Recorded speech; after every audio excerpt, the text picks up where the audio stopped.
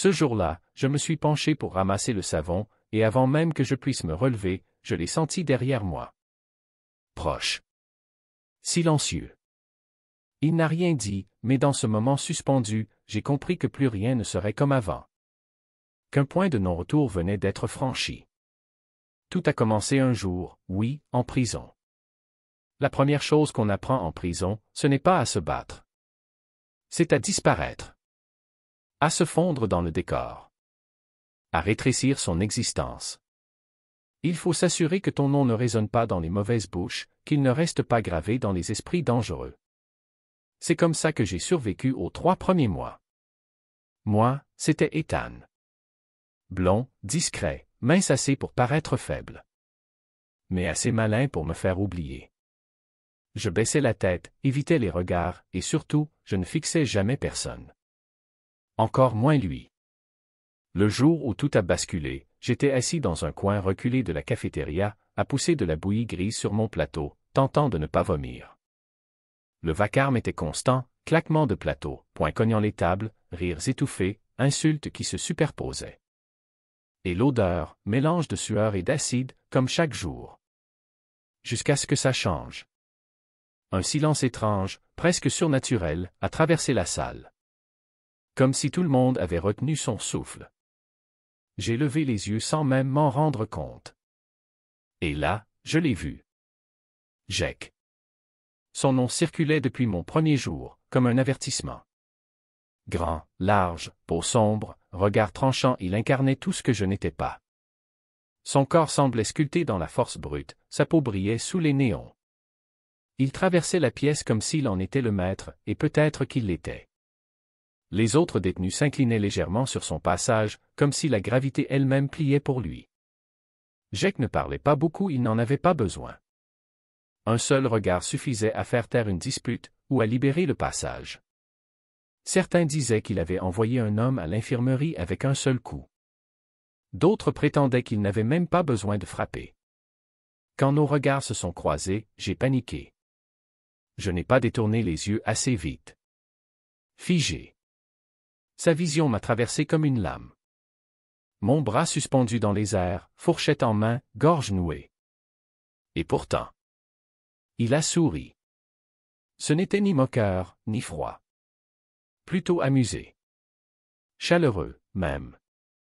Le coin de sa bouche s'est légèrement relevé. Et puis, il m'a fait un clin d'œil. Lent. Délibéré. Inoubliable. J'ai cligné des yeux, me demandant si j'avais bien vu. Mais oui.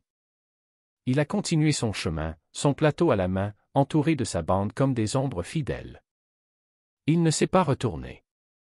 Mais moi, je n'ai pas pu le quitter des yeux. La cafétéria a repris son vacarme. Mais en moi, tout était différent. J'ai passé le reste du repas à éviter les regards, à avaler difficilement ce que je pouvais. Quand je suis retourné dans ma cellule, l'image de Jake ne quittait pas mes pensées, ce sourire, ce clin d'œil, ce regard, qui ne me traversait pas, mais qui me voyait. Vraiment. Je me suis traité de fou au moins 100 fois.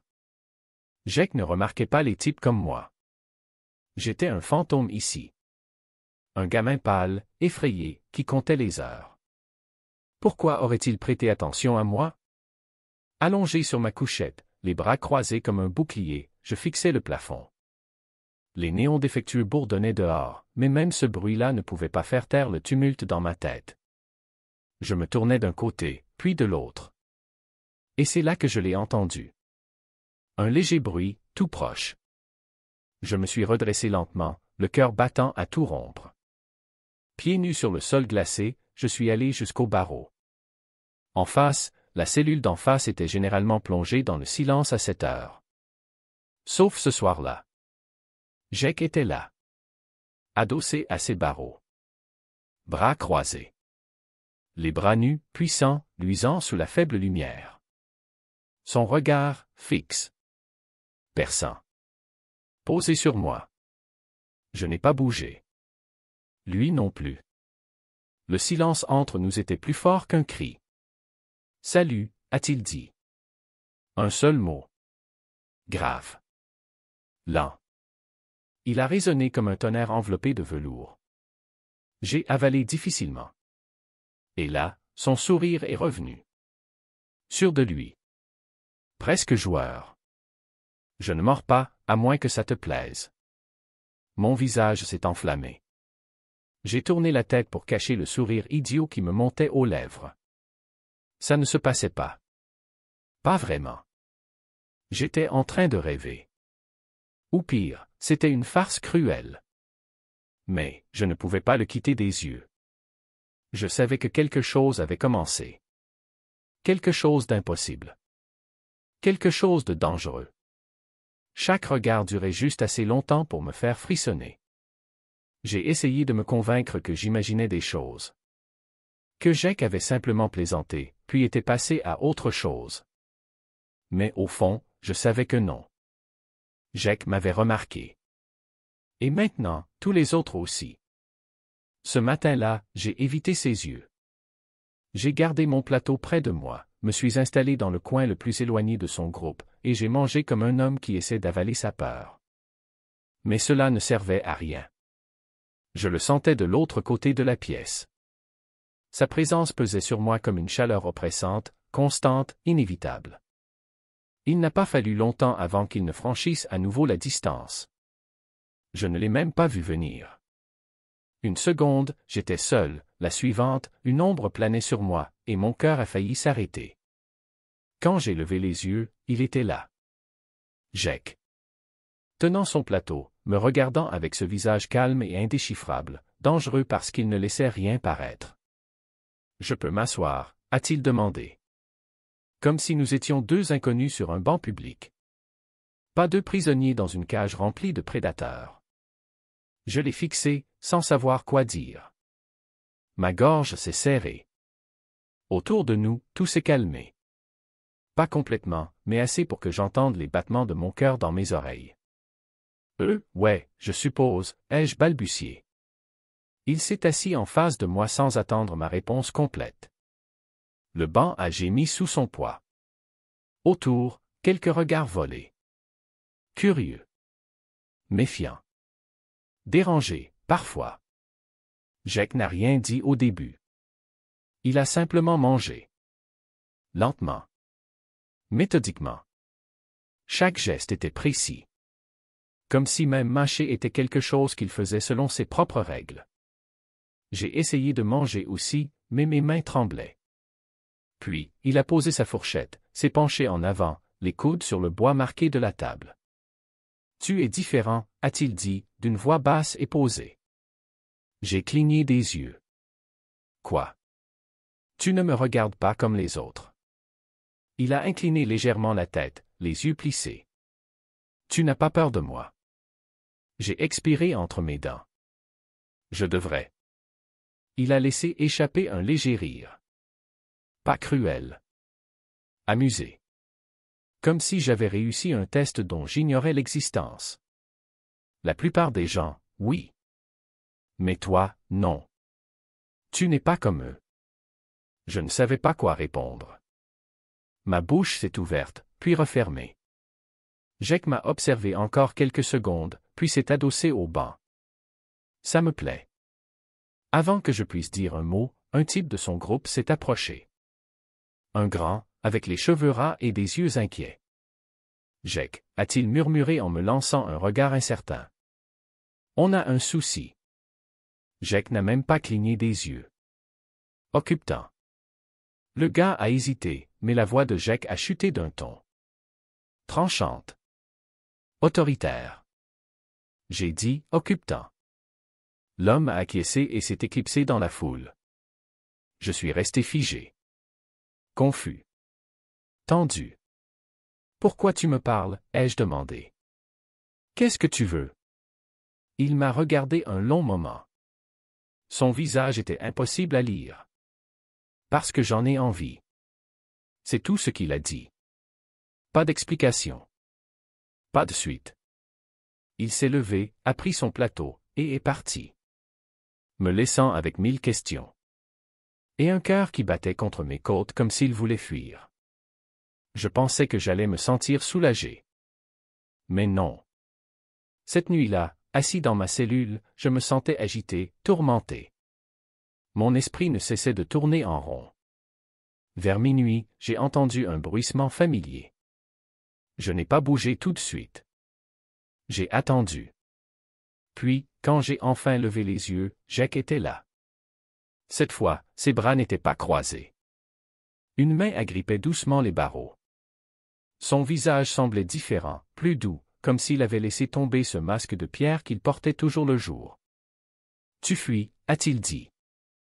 Je n'ai pas répondu. « Tu fuis moi, ou ça, tout ça? Qu'est-ce que c'est, ça? » ai-je murmuré. Sa voix est descendue d'un ton, presque un souffle. « Ce qui est en train d'arriver ici. » Je me suis approché des barreaux. Mes doigts ont saisi le métal froid. « Pourquoi moi? Pourquoi tu me parles, Jake? » Il a penché légèrement la tête, ses yeux sombres scrutant les miens. « Parce que tu n'es pas comme les autres. Et moi non plus. » Un long silence a suivi. La prison autour de nous s'est effacée. Les ronflements lointains, les lumières vacillantes, tout ce qu'on n'avait pas le droit de dire, tout cela n'avait plus d'importance. Puis, d'une voix presque tendre, il a ajouté. « Bonne nuit, joli garçon. » Et j'ai souri. Juste un peu. Parce que, malgré les murs d'acier et de béton, je ne me sentais plus aussi seul. Ce que je ne savais pas encore, c'est que le plus important restait à venir. Le matin suivant était encore plus lourd que les précédents. Je suis descendu de ma couchette comme si mes os étaient devenus du ciment. Dehors, tout semblait normal, les gardes criaient, les bottes résonnaient, les détenus murmuraient leurs insultes. Mais en moi, quelque chose avait changé. La voix de Jake tournait en boucle dans ma tête. Tu n'es pas comme les autres. Et moi non plus. J'avais passé la nuit à m'accrocher à ces mots comme à une promesse, ou un avertissement. Quoi que ce soit, cette chose qui le poussait vers moi et moi vers lui, elle n'allait pas disparaître. Et, pour être honnête, je n'étais pas sûr de le vouloir. J'ai quand même essayé de garder mes distances. Je ne l'ai pas cherché à la cafétéria. Je ne l'ai pas regardé dans la cour. Mais ça ne voulait pas dire que je ne le sentais pas. Je savais quand il était là. L'atmosphère changeait. Un silence étrange l'accompagnait toujours, comme une ombre. Je le voyais parfois du coin de l'œil. Et même quand je ne regardais pas, lui me trouvait. Et chaque fois que je détournais les yeux, j'avais l'impression de mentir, à lui comme à moi-même. Ce n'est que plus tard, dans l'après-midi, que j'ai appris que nous étions tous les deux affectés au nettoyage. J'ai entendu mon nom crié par un des gardes, suivi de celui de Jake. Mon estomac s'est noué immédiatement. Salle de bain, bloc C. Tous les deux. Maintenant. La salle de bain du bloc C était l'un des pires endroits de la prison. Sale. Humide. Rouillé. Même les gardiens l'évitaient. C'était l'endroit où les comptes se réglaient, ou pire. Je n'avais pas envie d'y aller. Pas avec lui. Pas quand je n'arrivais même plus à penser clairement en sa présence. Mais je n'avais pas le choix. On a marché en silence. Moi un peu devant. Lui juste derrière. Le couloir semblait trop étroit. Les murs, trop proches. Quand la lourde porte métallique a grincé, l'odeur de moisissure et de javel m'a frappé de plein fouet. C'était aussi terrible que dans mon souvenir, carreaux fissurés, miroirs cassés, eau stagnante. Les gardiens ne nous ont même pas surveillés. L'un d'eux a hoché la tête, fermé la porte à clé derrière nous, et est parti. Juste lui et moi. Seul. J'ai tenté de ne rien laisser paraître. J'ai attrapé une serpillière, un seau, et j'ai tourné le dos. Mes mains tremblaient. « Tu es toujours aussi silencieux ?» a-t-il demandé derrière moi. Je n'ai pas tourné la tête. Seulement quand je suis coincé dans une salle de bain moisie avec quelqu'un qui me fait peur. Il a ri. Un rire grave, profond, comme un grondement qui précède l'orage. « Je ne te fais pas peur, » a-t-il dit. Je continuais à frotter. « Tu en es sûr ?» Ses pas résonnaient sur le carrelage alors qu'il s'approchait. Je l'ai senti avant même de le voir. Comme une chaleur. Une présence. Tu crois que je ne remarque pas la façon dont tu me regardes? A-t-il soufflé? Je me suis tourné lentement. Tu crois que je n'essaie pas de ne pas le faire? Il a souri. Et s'est rapproché encore. Alors essaie plus fort. Ma gorge s'est asséchée. Il était à moins d'1 mètre. Sa poitrine se soulevait lentement. Ses yeux sombres plongeaient dans les miens. L'air était devenu lourd. Chargé. Il s'est appuyé contre le mur, tête légèrement inclinée. Tu n'as pas l'habitude qu'on te veuille, hein? Je n'ai rien répondu. Il s'est redressé, avançant vers moi, lentement, intentionnellement. Tu as ce regard, dit-il. Celui de quelqu'un qui ne sait pas s'il doit fuir ou rester. Je devrais peut-être m'enfuir, murmurai-je, sans pourtant bouger. Jake s'arrêta juste devant moi. Il ne me touchait pas. Il était simplement là. Sa voix baissa d'un ton. Je ne vais pas te courir après, Ethan. Je n'en ai pas besoin. Ces mots m'atteignirent plus profondément que je ne l'aurais cru. Ce n'était pas une menace, c'était simplement la vérité. Il leva lentement la main, délibérément, et effleura ma mâchoire du bout des doigts. Ce n'était qu'un contact léger, à peine perceptible, mais cela fit courir un frisson glacé le long de ma colonne. J'étais figé. Incapable de bouger. Incapable de respirer. Son regard plongea dans le mien. Tu continues à me regarder comme ça, chuchota-t-il. Tu crois qu'il va se passer quoi, exactement? Je n'en savais rien. Et je détestais ne pas savoir. Je brisai le moment d'un geste brusque, me retournant trop vite et manquant de renverser le seau de serpillière. On devrait finir de nettoyer, marmonnai-je en reculant. Jake ne me retint pas. Il se contenta de me regarder pendant que je me penchais pour frotter le sol à nouveau, les mains tremblantes plus fortes encore qu'avant. Il ne prononça plus un mot jusqu'à ce que tout soit terminé. Je partis le premier. Je ne l'attendis pas. Je ne me retournai pas. Je me sentais lâche. Et je me détestais pour ça. Cette nuit-là, assis sur ma couchette, je fixais les barreaux d'en face. Jake n'était pas là. Pas tout de suite. Mais, comme toujours, il finit par apparaître. Il se tenait appuyé contre les barreaux, bras croisés. Son regard, ce soir-là, n'avait rien de moqueur. Il était calme, presque patient. « Tu t'es enfui, dit-il. » Je restai dans l'ombre de ma cellule. « Je ne sais pas ce que tu veux de moi. »« Je te l'ai déjà dit, répondit-il. »« Je te veux, toi. » Ma poitrine se serra. « Pourquoi? » Il haussa à peine les épaules. « Parce qu'avec toi, j'ai l'impression d'être vivant. Pas juste en train de survivre ici. » Le silence qui suivit fut assourdissant. Il le laissa s'installer, puis reprit, plus doucement encore. « Tu crois que je te fais plus peur? Ou que c'est toi-même qui te terrifie le plus? » Je ne répondis pas. Je ne pouvais pas. Parce que je ne savais pas.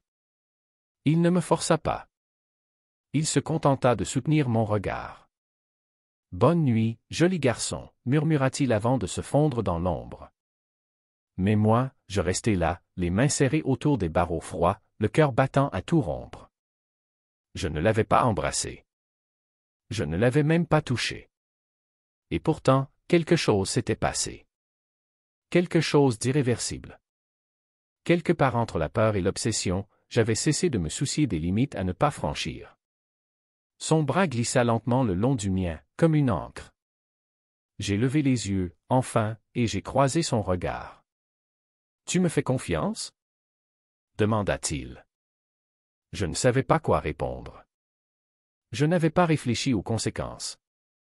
J'ai simplement hoché la tête. Et il m'a embrassé.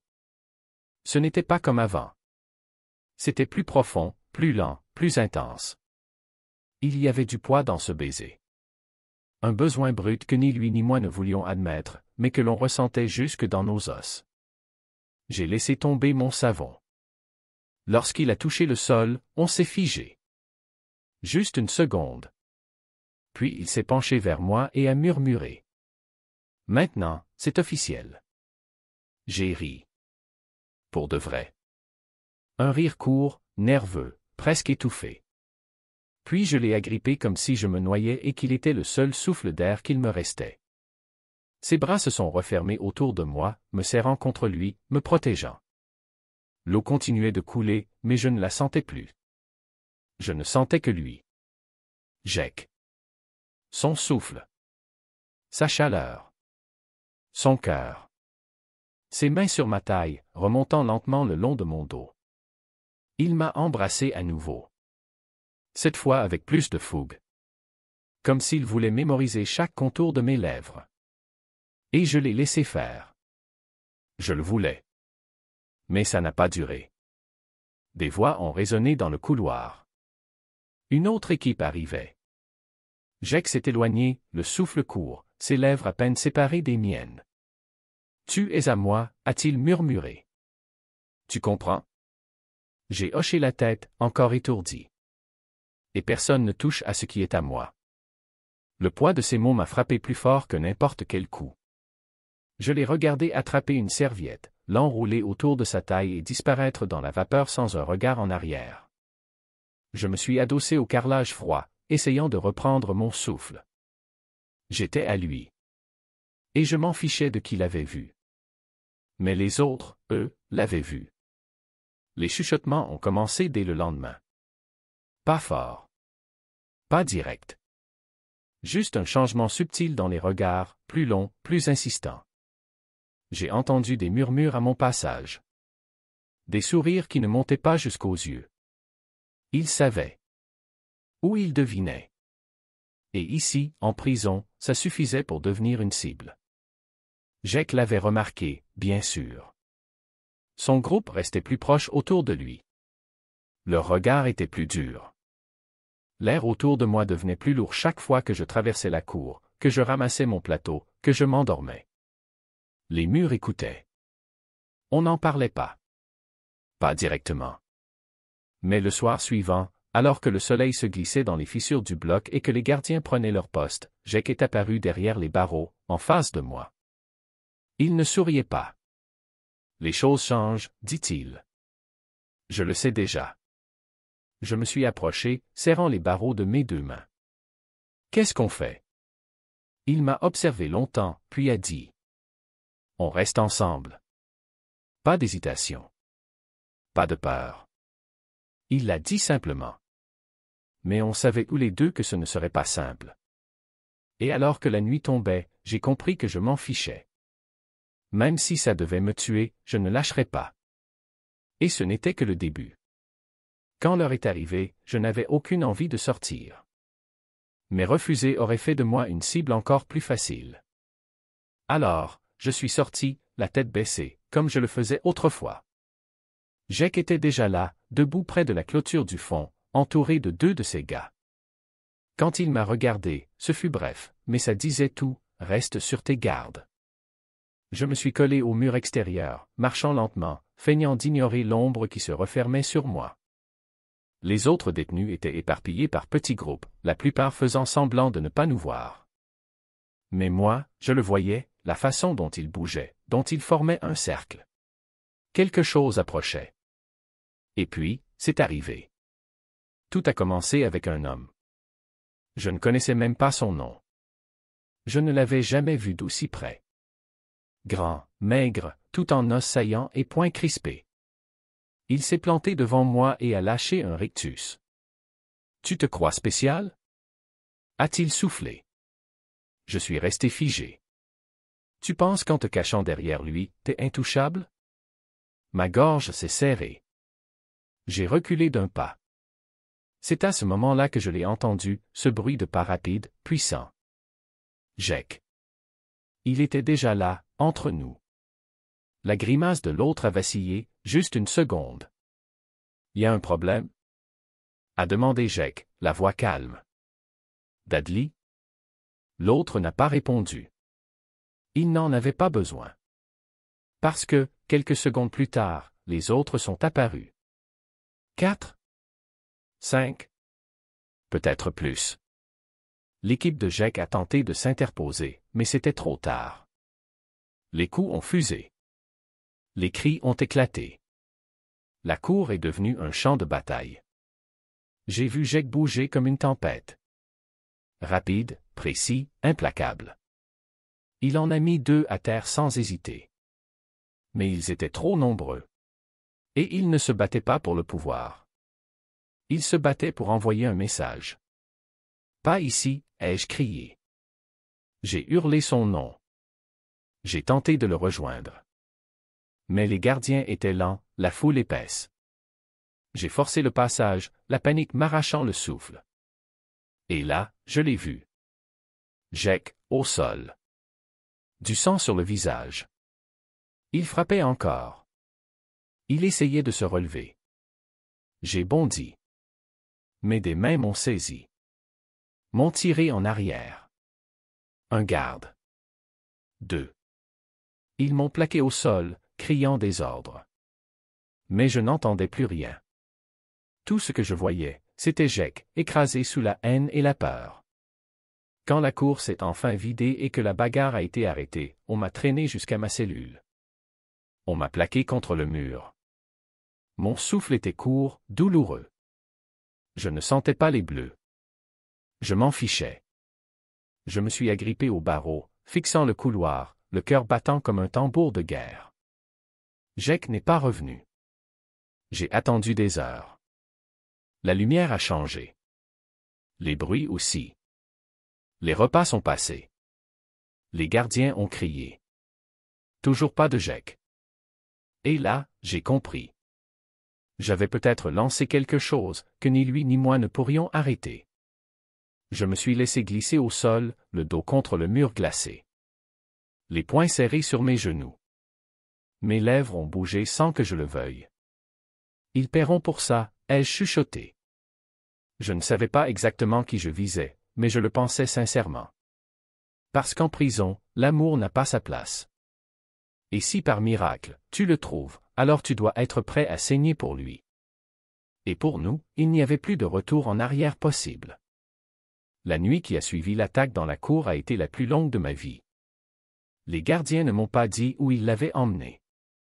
J'ai demandé. Supplié. On m'a plaqué contre un mur pour avoir osé parler. L'un d'eux a même souri, moqueur. T'inquiète, joli cœur. Ton copain respire encore, à peine. Il m'a fallu tout mon self-control pour ne pas craquer. Je n'ai pas dormi. Impossible. Je suis resté assis sur le bord de mon lit, les bras serrés autour des genoux, me balançant doucement, comme quand j'étais enfant et que les coups de mon père faisaient trop mal. À l'époque, je me disais que le monde était cruel. Ici, je le sais. Je n'avais plus d'illusions quand le jour s'est levé. Quelque chose en moi avait changé. Je le sentais dans ma poitrine, une colère froide et enroulée, là où, avant, se trouvait la peur. Jake s'était battu pour moi. Jake était tombé pour moi. Et je n'allais pas laisser cela être vain. La réponse est arrivée plus tard, pendant le déjeuner. Un détenu plus âgé a glissé un bout de papier plié sous mon plateau. Il n'a rien dit, ne m'a même pas regardé. Il a juste continué à marcher, comme si de rien n'était. J'ai attendu d'être de retour dans ma cellule pour l'ouvrir. L'écriture était brouillonne, mais reconnaissable. Toujours en vie. Côte cassée. Œil éclaté. Isolement pendant quelques jours. Ne fais pas de conneries. C'est pas fini entre nous. J.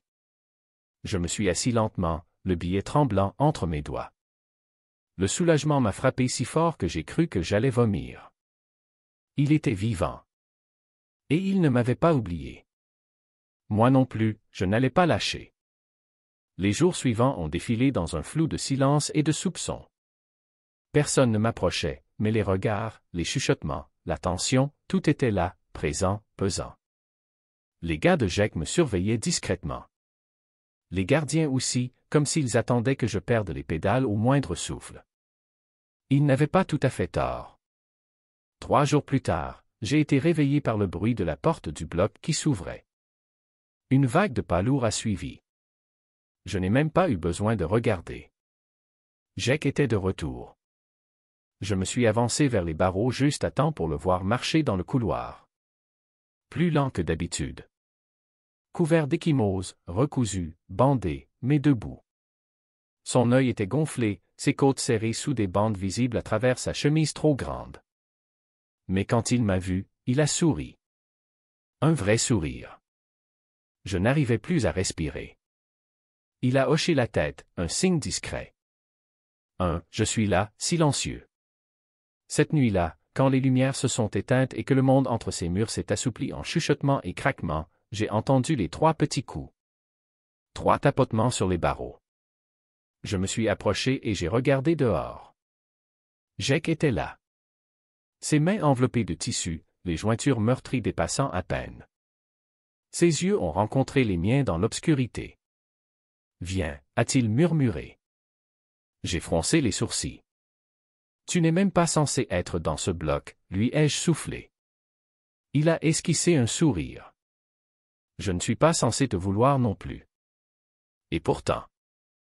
Mon cœur battait si fort que j'ai cru qu'il allait me briser les côtes. J'ai regardé dans le couloir, vide, silencieux. Puis je l'ai vu. Jake avait ouvert le petit portail latéral. Il avait peut-être soudoyé un gardien. Ou menacé un autre. Je n'ai pas posé de questions. J'ai juste bougé. Le couloir était froid sous mes pieds nus. Je me suis glissé dans sa cellule comme un fantôme. Dès que la porte s'est refermée en un clic discret, il s'est appuyé contre elle, haletant. Pas de douleur, non. De retenue. Je me suis approché, lentement, incertain. Jake a tendu les bras. Pas brutalement, pas comme un prisonnier prenant possession de quelque chose. Non. Comme un homme qui avait besoin de tenir la seule chose en laquelle il croyait encore. Il m'a attiré contre lui, ses bras m'enlaçant avec force. Je me suis laissé fondre dans la chaleur de sa poitrine blessée. J'ai cru ai-je commencé. Mais ma voix s'est brisée. Je suis là, a-t-il murmuré dans mes cheveux. Et je t'ai dit, tu es à moi. Je l'ai regardé, mes doigts frôlant doucement son visage, prenant soin d'éviter les coupures. J'ai eu tellement peur, ai-je soufflé. Ses lèvres ont trouvé les miennes avant que je puisse en dire plus. C'était différent, cette fois.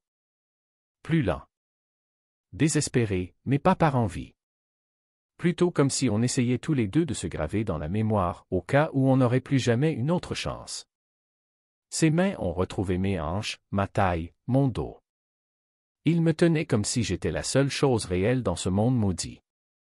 Je me suis agrippé à lui, les doigts crispés sur sa chemise, les jambes tremblantes sous moi. Nous n'avons rien dit pendant longtemps. Il ne s'est éloigné que lorsque. Nous étions tous les deux à bout de souffle. Son front reposait contre le mien. Cet endroit, il ne nous définit pas, murmura-t-il. Ce que nous ressentons, c'est réel? J'ai hoché la tête, incapable de parler, la gorge trop serrée.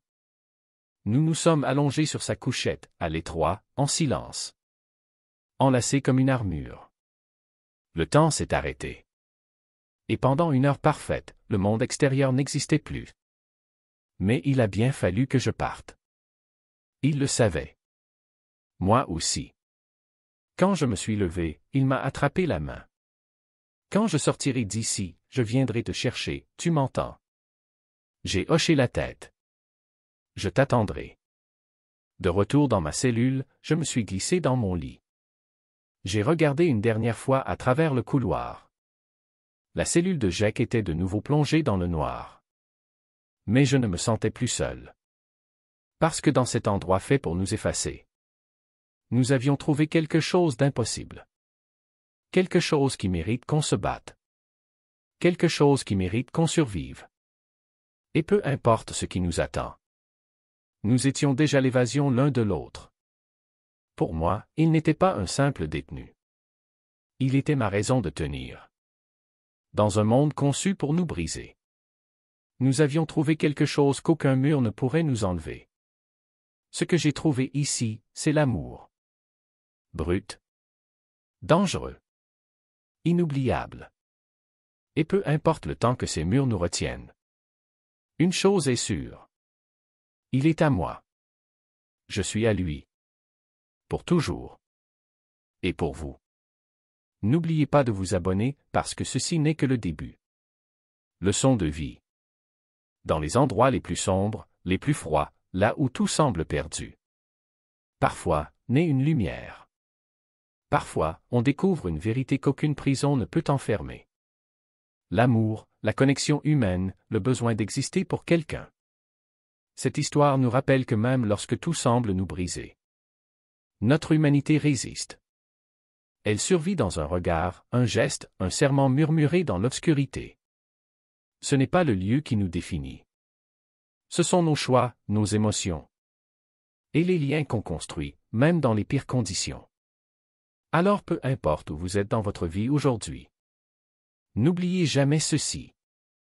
On peut tout nous enlever, sauf l'amour que l'on donne et celui qu'on reçoit. Claquette est maintenant. Si cette histoire vous a touché, ému, ou simplement fait réfléchir. Index revers pointant vers la droite blanc, abonnez-vous à la chaîne. Car ici, on raconte des histoires vraies, puissantes, humaines. Et ce n'est que le commencement. Cloche, activez la cloche pour ne rien manquer. Parce qu'ensemble, on va loin.